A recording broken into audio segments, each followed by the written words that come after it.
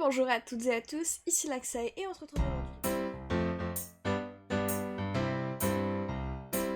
retrouve aujourd'hui pour une nouvelle vidéo pour mes lectures du mois d'août. On est déjà en septembre, l'année est passée giga vite. Cette année 2024, je l'ai pas vu passer, c'est affreux. Et beaucoup de lectures cette année.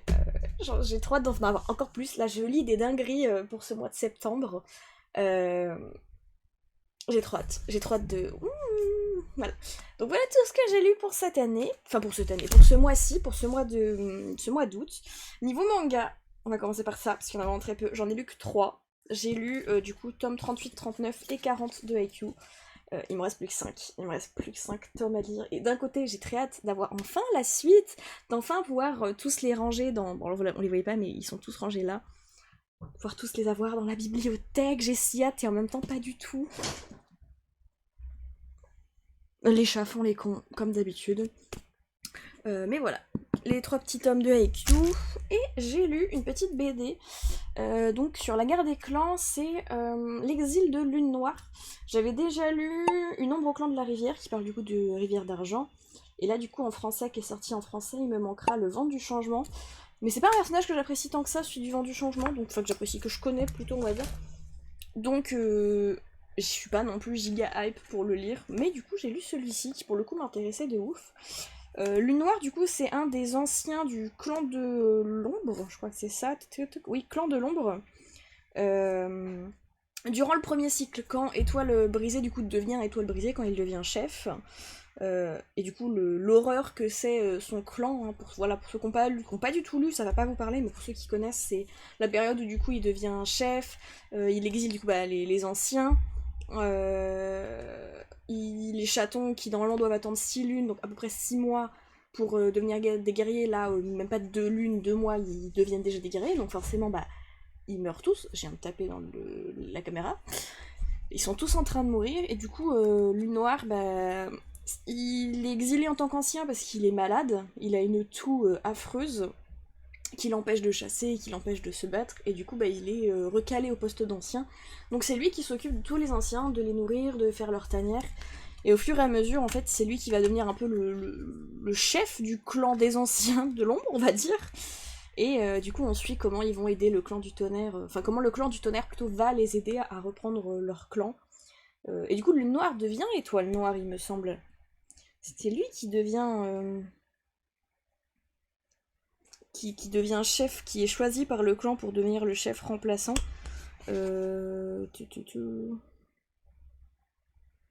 Oui, voilà, c'est ça.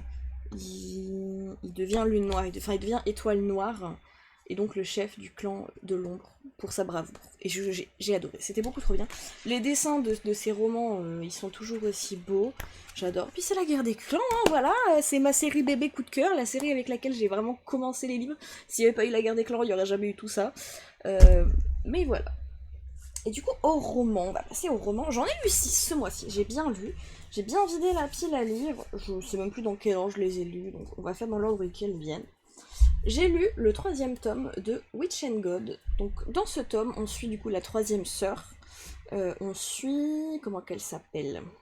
J'ai oublié. Meroé. On suit Meroé, qui du coup a pour mission de trouver la baguette des sorcières pour se défendre si jamais la guerre éclate avec les dieux. Sauf que Zeus ne va pas être de cet avis. Il va la kidnapper et décider de faire elle sa femme. Parce que du coup dans les premiers tomes on a Ella qui avec Deimos ont un enfant mi-dieu mi-sorcière, et c'est une nouvelle race comme il l'appelle dans le livre. Et Zeus il veut être à l'origine de cette nouvelle race, il veut pas que ce soit quelqu'un d'autre, il veut que ce petit pouvoir il lui appartienne.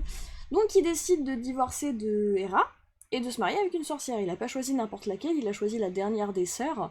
Elle est censée devenir guide dans leur contrée de sorcières, tout ça.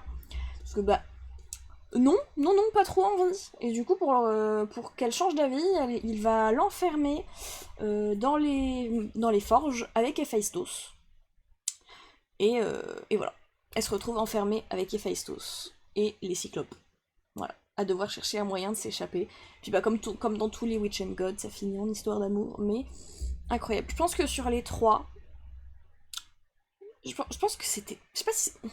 le premier reste mon préféré. Celui-là, je le mettrai en 2. Et du coup, je suis sur... c'est Médée, je crois que c'est l'autre. Médée, Méroé et... Je crois que c'est ça. Non, Circé. Circé. Donc le tome 2, je le mettrai en 3ème place, du coup. Voilà. Par rapport à mon attache et à ma préférence d'histoire. Mais très cool. Les 3 sont très cool. Et du coup, j'attends qu'ils ont fait les dieux de l'Olympe. Donc j'attends qu'ils vont sortir en poche pour les acheter. Mais voilà. Ensuite, j'ai commencé une nouvelle petite romance universitaire. J'ai lu Léander, le lieu du campus. Voilà. J'ai besoin de ma petite dose de romance universitaire. J'avais pas encore commencé cette série-là. Sachant que du coup, dans cette série-là, il y a des romances hétéro et il y a des romances MM. Il me semble que le tome 2, si je me trompe pas, c'est un MM. Une romance gay, du coup. Mais voilà, c'est franchement très très cool. C'est faut dire un cliché. Un classique série universitaire, on a le quarterback de l'équipe de foot de son école qui va rencontrer, là du coup il rencontre Nix. Nix qui est fille de pasteur qui a dû faire gaffe à tout ce qu'elle faisait toute sa vie, puis là du coup elle est toute seule dans cette école, donc elle découvre sa nouvelle vie, et ils vont forcément tomber l'un sur l'autre, voilà, comme toute romance universitaire qui se respecte. C'était vraiment très cool, vraiment sympa. J'aime trop les romances universitaires, il m'en faut de temps en temps, c'est ma petite dose d'amour poupette. Voilà. Et j'ai lu celui-ci, c'est une amie à moi qui me l'avait conseillé, Eleanor N. Gray, et bon Dieu que j'ai chialé, il était incroyable. On suit du coup, au début du livre, on a donc Eleanor et Grayson qui ont dans les 14-15 ans, qui tombent amoureux, mais la vie fait que leurs chemins doivent se séparer. La mère d'Eleanor a le cancer, et du coup, ils décident de partir dans une autre ville pour qu'elle puisse vivre auprès de la mère, tout ça, qu'elle ait les plus beaux derniers jours de sa vie, en fait. Et ils vont se retrouver des années plus tard. Je crois qu'ils se retrouvent 16 ans plus tard, ouais c'est ça, 16 ans plus tard. Eleanor a bien grandi, elle est devenue nourrice, c'est son travail. Et elle va postuler sans le savoir pour être nourrice dans la maison de Gray pour garder ses enfants qu'il a eu avec une autre femme qui est décédée. Et on a donc Eleanor qui au début du livre est un cœur brisé qui est sauvé par Grayson, et 16 ans plus tard, c'est l'inverse, c'est Grayson qui est complètement brisé et c'est Eleanor qui va le sauver. Et c'était incroyablement mignon, trop mignon, trop triste, j'ai tellement pleuré, j'ai adoré. Et du coup, dans ce livre, on croise London et Shay, du coup la cousine d'Eleanor et le meilleur pote de Gray. Et il y a des romans sur London et Shay, donc je pense que prochainement je les lirai aussi si je les trouve. Mais trop bien, j'ai trop hâte. Ensuite, j'ai lu Bubble Tea. C'est un livre que j'avais acheté en convention. Il est même dédicacé et tout. Non, l'édité est à chier. Ouais. Il est dédicacé. Et c'était très cool. Voilà. C'est mon premier livre auto-édité. Du coup, c'est un livre auto-édité. On suit Kelly. Kelly qui est un rayon de soleil, qui n'est que amour, bonheur, etc. Qui travaille dans un salon Bubble Tea et bar à chat. Et donc sa mère s'est remariée, elle a 2 demi-frères, et il y en a un qu'elle a jamais vu. Genre, jamais. En fait, il est agoraphobe. Donc il sort jamais, c'est-à-dire qu'elle sait qu'il existe, mais ils se sont jamais vus. Et un jour, alors qu'elle rentre du travail, son beau-père, du coup, va l'appeler et lui dire « Ouais, est-ce que tu peux aller à cette adresse? C'est l'adresse de mon fils. Ça fait 2 jours que j'ai pas de nouvelles, je m'inquiète. » Parce que du coup, le boug, il a fait une tentative de suicide il y a plusieurs années. Donc il s'inquiète. Elle va du coup y aller et rencontrer son demi-frère. Alors ça prend une tournure que pour le coup je voyais pas du tout venir, parce que ça finit en histoire d'amour. Et ça m'a dérangé au début, mais en fait les 2 parents sont ok avec, et c'est vrai qu'ils sont demi-frères, ils se sont jamais vus, genre ils auraient très bien pu se rencontrer et ne jamais le savoir. Et ils sont assez âgés, quoi. C'est pas comme s'ils avaient 14-15 ans et qu'ils se rencontraient dans ce cercle familial-là. Là, ils ont... Quel âge elle a? Je sais plus. Ils ont tous les deux plus de 20 ans. Je me demande si c'est pas 25 ans. Mais toujours est-il que voilà, ils sont assez âgés, leur famille est d'accord, donc... Mais au début, ça m'a un peu... ça m'a un peu cringe. Mais l'histoire est très cool, c'est très mimi, c'est assez rapide à lire, voilà, c'est choupinou. Et du coup, ça parle aussi de cancer, il y a une mention de cancer dans ce livre, que j'avais pas du tout vu venir non plus. Mais c'était très cool, vraiment sympa. Ensuite, j'ai lu la suite de Ces plaisirs violents, j'ai lu Nos fins violentes. J'ai beaucoup plus aimé ce tome-là que le premier. Le premier, je lui avais mis, bon, je vais pas dire une sale note, mais je crois que je lui avais mis 16 comme note sur Livre Addict.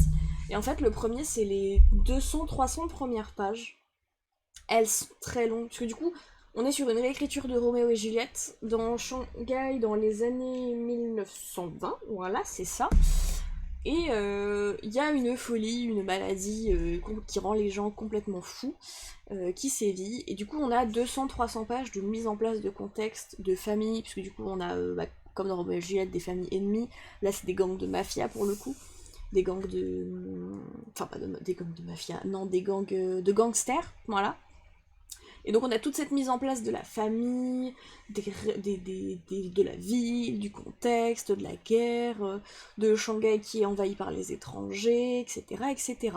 Et donc c'est très très long les premières pages, et en fait une fois que du coup Roméo et Juliette, enfin Roma et Juliette, ils se rencontrent, enfin comment dire, ils s'associent pour mettre fin à la maladie, là c'est intéressant. Enfin, moi là j'ai trouvé ça intéressant, tout le truc avant c'est important, je suis d'accord. Mais du coup, je me suis vachement ennuyée. Sachant que le premier tome, je l'avais commencé, j'avais lu une centaine de pages et je l'ai laissé tomber pendant des mois et des mois. Et après, en fait, j'ai enchaîné. À partir des 300 pages, j'ai enchaîné le bouquin. Et je m'étais dit, je vais laisser un peu passer quelques mois avant de lire le 2, parce que sinon, je vais le dégobiller, le machin.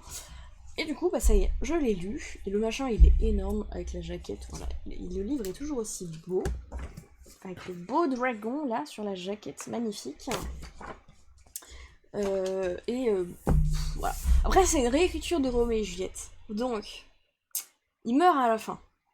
Et tout le long du livre, j'avais oublié ce détail. Et c'est vraiment un moment où je me dis, mais ils vont pas crever quand même. Puis c'est là que je me rappelle que, si, ils vont crever. Et c'est triste. C'est triste, mais alors j'ai lu des trucs vachement tristes. C'est-à-dire que, vu que tu t'y attends, t'es moins triste, et ils ont une belle mort. Ils ont franchement une belle mort. Ils deviennent un symbole de rébellion par leur mort. C'est vraiment. Voilà, c'est un de mes bébés. Je sais qu'elle a écrit d'autres livres, Chloé, donc je crois qu'elle a écrit Cache-Cache, mais je sais pas si ça m'intéresserait. Mais en tout cas, voilà. J'ai ces deux bébés-là qui sont magnifiques, incroyables, trop beaux, j'ai adoré. Mais plus le 2 que le 1. Et du coup, le dernier livre que j'ai lu, c'est La Reine des Enfers, voilà, qui est magnifique. Hop, et je sais plus comment qu'il est en dessous. On a voilà, un petit, une dorure comme ça. J'avais pas mal d'a priori sur ce livre parce qu'il y a une youtubeuse streameuse qui s'appelle Tiboudou Boudou qui avait donné son avis dessus et qui avait montré quelques extraits en story après que je l'ai acheté. Et Perséphone est chiante en fait dans ces extraits. Tout le début du livre, elle est très chiante. Et j'avais peur que ça me bloque complètement dans ma lecture, et en fait ça va. On suit donc, là c'est une je reprends ma phrase, c'est une réécriture du coup d'Hadès et Perséphone, où Perséphone n'a pas été kidnappée par Hadès, c'est elle qui l'a plus ou moins piégée en plus, elle s'est barrée de son plein gré. Elle s'est barrée de son plein gré parce que sa mère Déméter et son père Zeus voulaient la faire marier. Et clairement elle avait pas le choix, hein. C'est bah, celui qui me donnera le truc le plus intéressant, tu te marieras avec. Voilà. Et elle veut pas. Elle veut pas se marier. Non. Elle veut être comme Artémis, être une femme libre, symbole de pureté, machin, parce que c'est ce que son père lui inculque depuis qu'elle est gamine. En fait, c'est que ce n'est qu'une petite fille. Perséphone, ça veut dire ça veut dire petite fille, machin. Enfin, pas Perséphone, du coup, Corée, son nom de naissance c'est Corée. Et du coup, elle va décider de créer une fleur pour Hadès, une offrande, et l'implorer de l'envoyer aux enfers. Ce qu'il va faire. Et il va se retrouver un peu piégé parce qu'elle va invoquer la Xenia. La Xenia, c'est un. Comment pourrait-on dire? Un pacte entre deux personnes. C'est-à-dire que si tu demandes la Xenia, tu demandes asile, tu demandes logement à la personne. Et il y a des règles assez complexes, même eux, ils ne les connaissent pas toutes. C'est quelque chose qui est propre à Hestia, la déesse du foyer. Et du coup, elle va invoquer cette Xenia, et donc elle va être obligée de cohabiter avec Hadès. Et elle est très chiante du coup, dans le sens où Hadès il est cool, il fait ok, si tu. Bah, de toute façon, je peux pas dire non, je suis baisée. Tout ce que je te demande, c'est des trucs tout simples, genre par exemple, ne pas sortir parce que j'ai pas trop envie qu'on te voit là. Pas que tu me foutes dans la merde, voilà. Et, et tout simplement, mes sujets c'est quand même des gens morts quoi. Qu'est-ce qu'elle fait? Elle va dehors, elle va voir les humains, les gens morts, tout ça, pas de problème. Elle fait vraiment l'inverse de tout ce qu'on lui dit. Il est cool, il lui donne l'accès à la bibliothèque, et juste parce qu'il est dans la bibliothèque en même temps qu'elle, elle se plaint, et elle se plaint, et elle est pas contente. Et c'est ça, c'est genre tout le début du livre, elle est vraiment en guerre contre Hadès, alors que c'est elle qui squatte chez lui, c'est elle qui est venue squatter dans sa baraque sans lui laisser le choix, et ouais, elle est chiante. Après, faut pas oublier que dans le bouquin, elle a genre 17 ans, je crois. Elle a l'équivalent de 17 ans, donc voilà. Mais elle est chiante. Et après, du coup, une fois qu'elle arrive à construire une relation de confiance avec Hadès, à partir de là, ça va. Elle est moins chiante, elle est beaucoup moins chiante. Bah, déjà, elle est pas dans le conflit, elle est pas dans cette recherche perpétuelle de provocation, de conflit, de je m'en fous de ce que tu dis, je le ferai pas. Donc déjà, voilà. Et après, du coup, bah, ils s'associent pour pas qu'elle se marie avec quelqu'un d'autre. Et finalement, ils tombent amoureux l'un de l'autre. Ah, je vous spoil rien, c'est l'histoire d'Hadès et Perséphone, ils finissent par se marier, etc. Mais là, on a une version vachement plus romantisée. Déjà, rien que le fait qu'il la kidnappe pas, ça joue beaucoup sur l'histoire. Mais voilà. Donc, ouais. Le début, un peu relou, mais sinon, genre, l'histoire en elle-même est très cool. Voilà. Et du coup, c'est tout pour ces lectures. C'est tout. J'ai pas mal lu. Alors, niveau manga, j'ai pas lu ce mois-ci. J'avais pas envie de lire des mangas. J'étais dans mes romans. Et bah, vu que j'en ai plein, et que ça se lit beaucoup plus lentement qu'un manga, on va pas se mytho, c'était pas plus mal. Voilà. Et du coup, ce sera tout pour cette vidéo. N'hésitez pas à me dire, vous, ce que vous avez lu. Je vous mettrai dans la description des liens vers les sites Fnac de tous les romans. N'hésitez pas à passer par ces liens-là, parce que moi, je récupère quelques centimes dessus. Vous, ça vous payez rien, juste ça vous emmène sur la page. Mais c'est un partenariat que moi j'ai qui me rapporte du coup quelques centimes chaque fois que vous cliquez sur ces liens. Donc n'hésitez pas, ça me soutiendrait vachement. Et n'hésitez pas à me dire, vous, ce que vous avez lu dans les commentaires, ce que vous prévoyez de lire, si on a lu des livres en commun. Et on se retrouve bientôt pour une prochaine vidéo. Bye!